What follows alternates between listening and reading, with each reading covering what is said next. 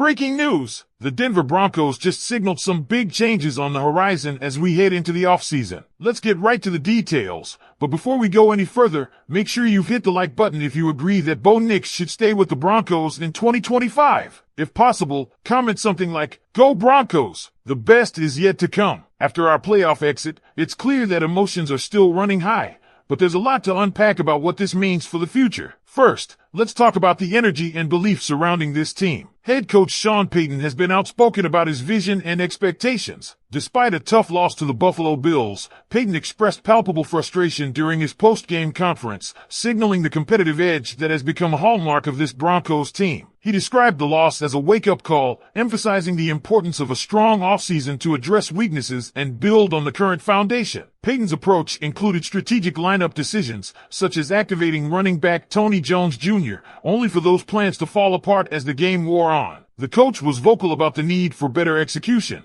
and his aggressive post-game demeanor showed how much he believes in this team's potential. Now, the players. Perhaps the most emotional moment came from Nick Bonitto, whose reaction in the locker room epitomized the heartbreak of a team that believed it could achieve more. This wasn't just another loss, it was the loss of a team that saw itself as a legitimate contender. Bonitto, alongside defensive standout Zach Allen, showcased leadership and a level of commitment that offers hope for the future. The chemistry within this team has become a point of pride, even drawing praise on social media from players' families. One example came from Brittany Bonitto's Instagram post, where she acknowledged the support her husband has received from teammates and their families. That camaraderie speaks volumes about the culture Payton has fostered in Denver. But where do we go from here? It's clear that certain positional upgrades are critical. Tight end stands out as a significant area for improvement. Lucas Krull has shown flashes but struggled to create separation in key moments, leaving the offense stagnant when it needed to shine. Historically, Payton's offensive schemes have thrived with reliable tight ends,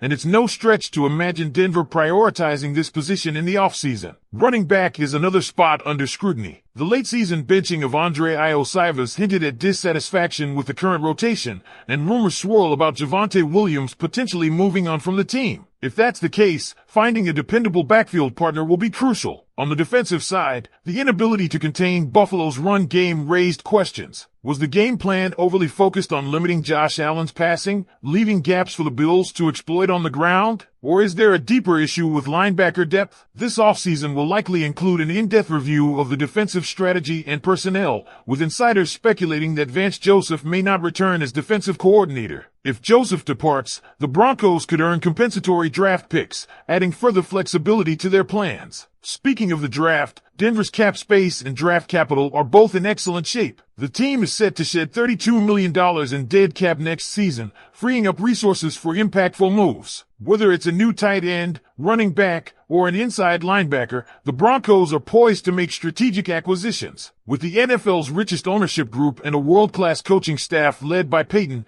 Denver has become an attractive destination for top talent. Add to that a strong draft position, potentially the 19th or 20th pick, and it's easy to see why fans should be optimistic. It's not just about personnel, it's also about trajectory. Comparisons to John Elway's rookie playoff loss and subsequent 13-3 season offer a narrative of redemption and growth. The aim is clear: host a playoff game next year. To do that, the Broncos must topple the Chiefs and reclaim the AFC West. The Chiefs' dominance may be nearing its end as they face challenges like Travis Kelce's advancing age and Patrick Mahomes' massive contract restricting roster flexibility. Denver has an opportunity to seize the moment. As we look ahead, this offseason will be pivotal. Sean Payton has laid the groundwork for sustained success, but execution in free agency and the draft will determine how far this team can go. So, Broncos country, how are you feeling about the road ahead? Are you confident in Payton's vision and the team's trajectory? What moves do you think Denver should prioritize in the offseason? Let's hear your thoughts. Leave them in the comments below. As we keep the momentum of this discussion going,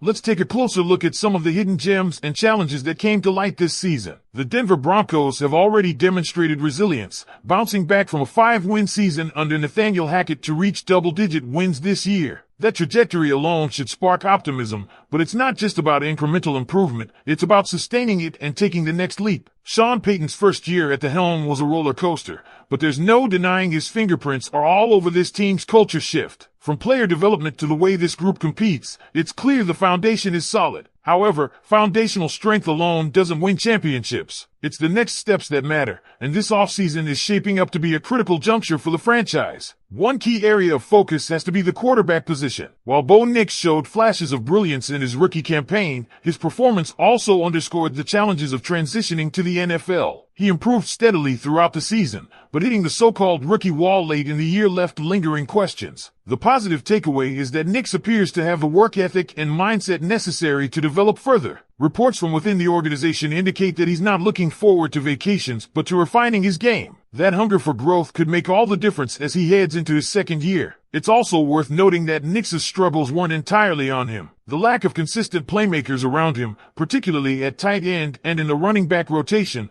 often left him in difficult situations. The inability of players like Lucas Kroll to consistently create separation or provide reliable targets in critical moments placed undue pressure on Nix to carry the offense. Addressing these gaps will not only benefit Nix, but elevate the entire offensive unit. On the defensive side, while the Broncos made significant strides, there's room for improvement. The inability to contain Buffalo's run game in the playoffs highlighted the need for more depth at linebacker and possibly a retooling of the defensive scheme. Sean Payton's reported interest in bolstering this area with fresh talent and possibly new coaching staff members suggests that he's acutely aware of the problem. The rumored departure of Vance Joseph could open the door for new defensive philosophies to take root, potentially creating a more balanced and adaptable unit. Beyond the immediate needs, the broader picture is just as compelling. Denver's financial position is among the best in the league, with the team set to clear substantial cap space heading into the offseason. This financial flexibility, coupled with strong draft capital, gives the Broncos a rare opportunity to reshape their roster in meaningful ways. Whether through free agency, trades, or the draft, expect the front office to be aggressive in pursuing players who can make an immediate impact. The rumor mill is already buzzing with potential targets. One name floating around is T. Higgins, a player who could bring much-needed explosiveness to the Broncos' receiving core. With Denver's appealing mix of a strong ownership group, elite facilities, and a head coach with a proven track record, it's not far-fetched to think the Broncos could land a marquee free agent or two. If they do, it could significantly accelerate the team's path to contention. As for the division, the winds of change are blowing. The Kansas City Chiefs, long the gold standard in the AFC West, face an uncertain future with aging stars like Travis Kelce and the potential departure of key personnel like Steve Spagnuolo. The Broncos are well positioned to capitalize on this shift and make a serious push to dethrone their rivals. The narrative of this offseason will likely center around how the Broncos can transition from being a feel-good story of improvement to a legitimate Super Bowl contender. It's not just about making the playoffs anymore. It's about building a team capable of winning once they get there. Sean Payton has set the bar high, and the pieces are starting to fall into place. Now, it's your turn, Broncos country. What do you think about the direction this team is headed? Are you excited about the potential roster upgrades and the prospect of hosting a home playoff game next year? Or do you still have concerns about key areas that need addressing? Let us know in the comments. This offseason is shaping up to be one of the most pivotal in recent Broncos history,